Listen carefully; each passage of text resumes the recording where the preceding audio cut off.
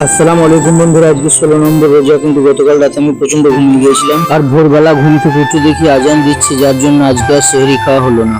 তাই এখন ঠান্ডা জল দিয়ে মুখটা ধুয়ে নিয়ে চলে এলাম মসজিদ। এরপর পা দুটোকে ধুয়ে অজু বানিয়ে ভিতরে প্রবেশ করলাম। ভিতরে এসে দেখি অল্প কিছু সময় আছে, তাই আর দাঁড়িয়ে না থেকে 2 রাকাত সুন্নত নামাজটা পড়তে লাগলাম। তারপর ফজরের 2 রাকাত সুন্নত ও 2 রাকাত ফরজ নামাজ পড়া হয়ে গেল, তাই যেখানকার টুপি সেখানে রেখে দিয়ে চলে এলাম বাইরে। এরপর গাড়িটা ঘুরিয়ে নিয়ে টুকটুক করে বিল্ডিং এর নিচে এসে গাড়িটা পার্কিং করে আন্ধারে ভূত কেনা ভয় করে কিছুক্ষণ একা একা হাঁটাচলা করার পর রুমে গিয়ে ঘুমিয়ে পড়লাম। আর বেলার পর ঘুম থেকে উঠে কায়ের সাইড এসে প্লাস্টার গুলোকে কোন রকম পানি মেরে ভিজিয়ে দিলাম। আর যেহেতু আজ শুক্রবার জুম্মার দিন, তাই রুমে এসে তাড়াতাড়ি স্নান করে আয়নার সামনে গিয়ে প্রস্তুত হলাম জুম্মার নামাজ পড়তে যাওয়ার জন্য। এরপর খুব তাড়াতাড়ি সিঁড়ি দিয়ে নেমে নিচে এসে বাইকে বসে চলে এলাম আলত্রিপুরি মসজিদ। আর মালাপুরম থেকে যারা যারা আমার ভিডিওটা দেখছো, তাদের মধ্যে কে কে এই মসজিদে নামাজ পড়েছো কমেন্ট করে জানাবে। এরপর পা দুটোকে ধুয়ে অজু বানিয়ে ভিতরে প্রবেশ করে বাক্স থেকে একটা জাল টুপি বেছে মাথায় লাগিয়ে নিতে জুমার নামাজ শুরু হয়ে গেল। আর কিছুক্ষণের মধ্যে নামাজ পড়া হয়ে গেল, তাই যেখানকার টুপি সেখানে রেখে দিয়ে গেটটা খুলে চলে এলাম বাইরে। এরপর বাইকের কাছে এসে হেলমেটটা মাথায় লাগিয়ে নিয়ে বাইকে বসে চলে এলাম মেলমুড়ি।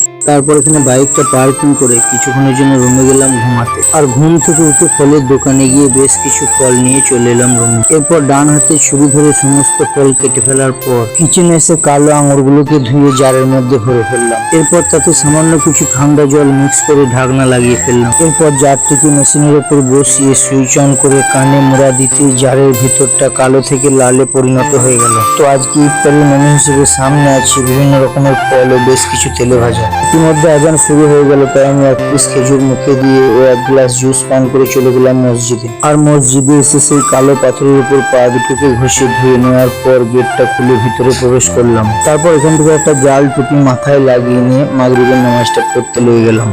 আর কিছুক্ষণের মধ্যে নামাজ পড়া হয়ে গেল, তাই যেখানকার টুপি সেখানে রেখে দিয়ে গেট খুলে চলে এলাম বাইরে। তো বন্ধুরা, আজকের মতো এখানে টাটা, চলো দেখা হচ্ছে আবার পরের ভিডিওতে।